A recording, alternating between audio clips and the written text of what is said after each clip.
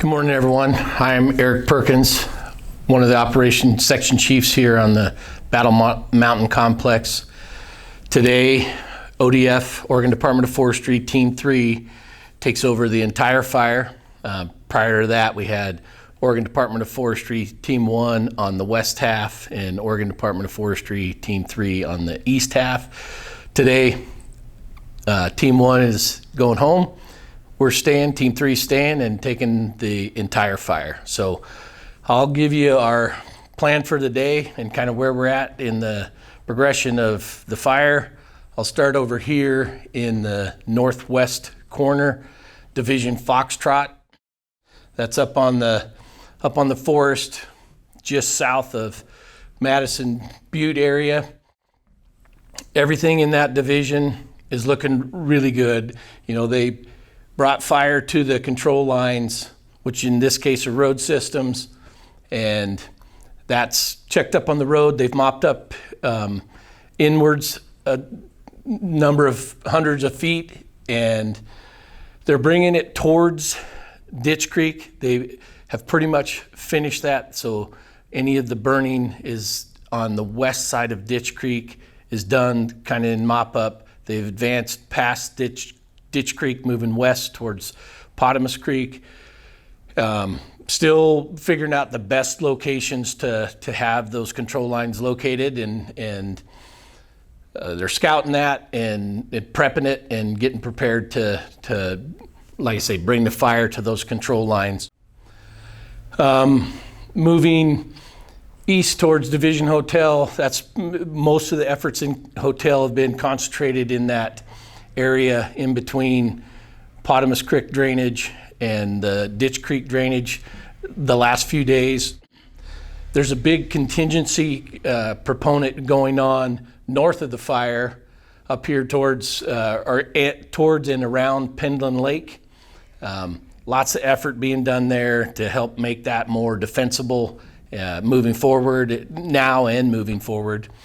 So lots of work being done and lots of planning and good strategy going on there. Continuing to the east towards Division Kilo, a little more direct line in that area. They're mopping it up. They've been mopping it up for a number of days. Just this fire hasn't come out of its current footprint for like 3 days now. We haven't had very little spotting. Spotting has been held to like quarter-acre spots, handled in a relatively quick period of time. So no big acreage growth, no runs on our perimeter lines. So been pleased with where we've located those and how we've secured them mopping in. Continuing east over towards all the way to Highway 395.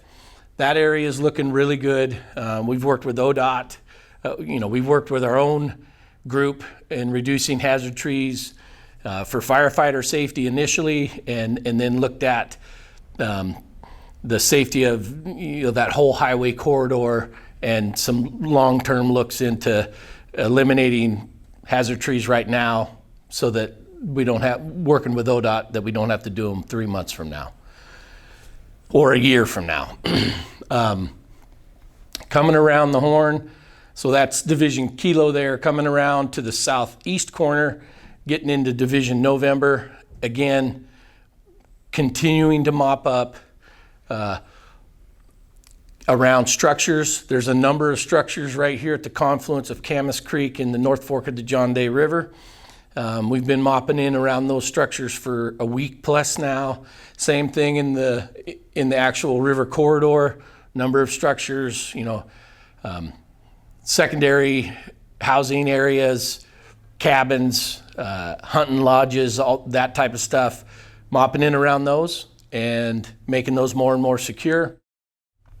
Coming down here on the south end or south side, southeast side anyway.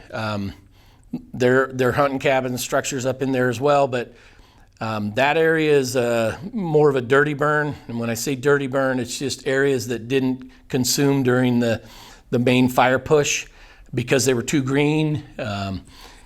Could have been, actually timing of the day that the fire was there. At nighttime, the fire behavior is much more subsided and easier to put out, and less likely to burn an area that's green. During the heat of the day, almost everything's available for burning consumption.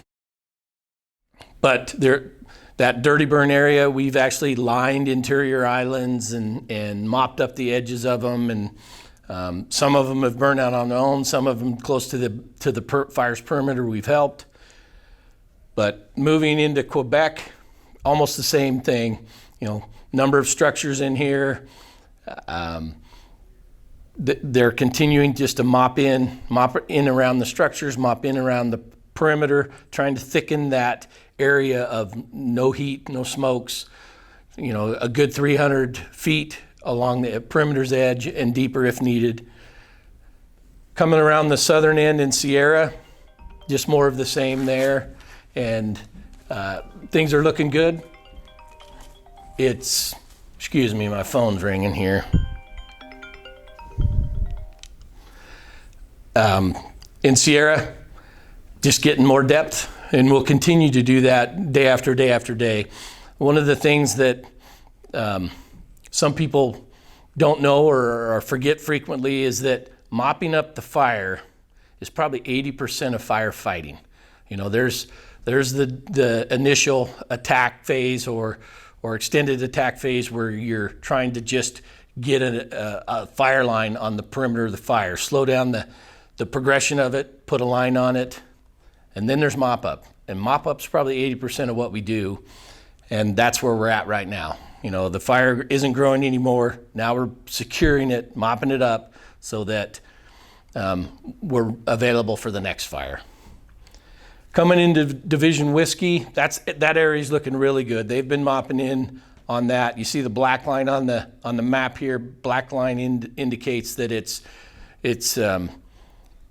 controlled, and it's looking really good. It's a lot of dozer line in there, so not so much road systems, but more dozer line, a little less accessible, and so walking into a lot of it, and just time spent getting to and from the area. But they've done a great job mopping in there, and they'll continue to do that. Over here in Division Zulu, that's the area where we still have a fair amount of heat close to the line. It hasn't come out of our control lines in a number of days. So we have a large portion of our efforts today in that area, just mopping that in, trying to get it caught up with the rest of the fire, if you will, with mopping it inward from the fire's perimeter.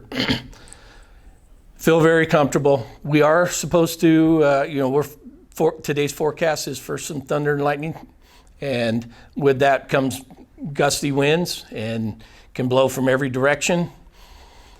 So we'll certainly pay attention to that and be ready to grab anything that tries to come out of the fire's perimeter, and be ready for initial attack if there's new lightning fires. All right, coming around the corner in the southwest corner, heading back to the north, back to where I started, Division Alpha. That area is looking really good as well. It does sound like there was some interior fire consumption or fire behavior interior last night, but it's interior like a mile or two. So it's cleaning itself up. It's going to continue to do that throughout the summer. With any luck, we have the perimeter secure enough that nothing comes out of it when an interior island does consume and throws embers, but not far enough to go across our control lines. That's kind of where we're at right now. That's our strategy for today and a lot of our strategy moving forward. Thank you. Have a good day.